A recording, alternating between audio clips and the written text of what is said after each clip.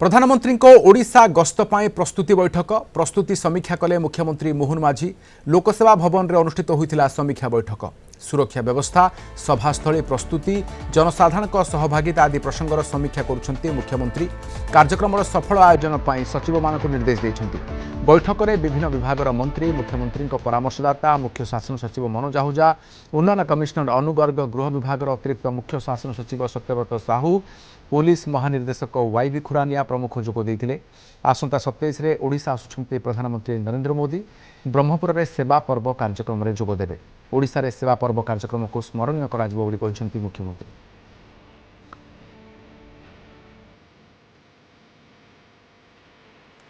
अधिक सूचना पर सीनियर करेस्पोंडेंट प्रीतिकांत नायक अछंती। प्रीतिकांत, प्रधानमंत्री गस्त को आखि आगे रखी ये प्रस्तुति को जोरदार करा जाउछि एवं आज कौन आलोचना करा जाइछि बैठक रे? देखो ब्रह्मपुर आसंता 27 रे सेवा पर्व कार्यक्रम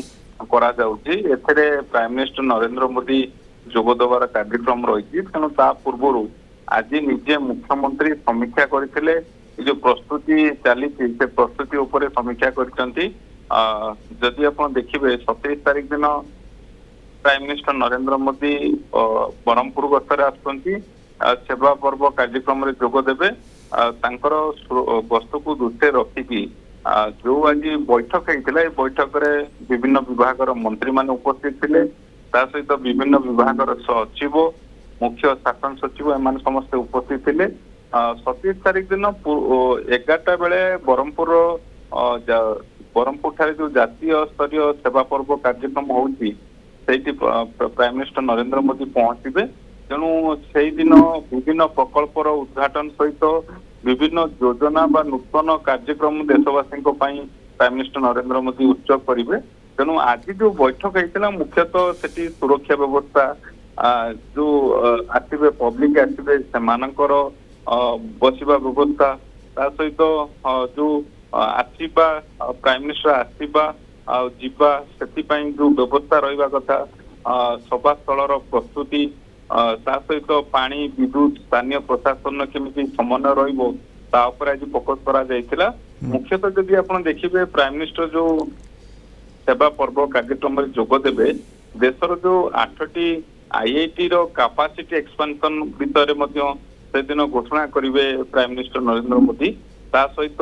कोरापुट बाईगुड़ा आउ से भली मानबार कोरापुर रेल लाइन रो डबलिंग आउ संबलपुर सल्ला फ्लाईओवर उद्घाटन बीएसएनएल द्वारा देशव्यापी जो स्वदेशी 4G नेटवर्क सेवार लोकार्पण करेंगे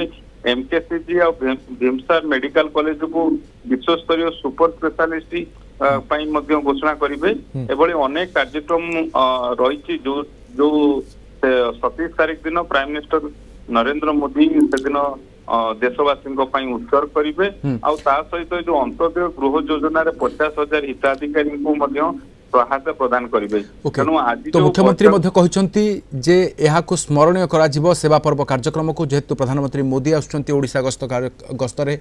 एवं आज तमाम आलोचना बहुत बहुत धन्यवाद तमाम सूचना सहित सीनियर करेस्पोंडेंट प्रीतिकांत नायक रही।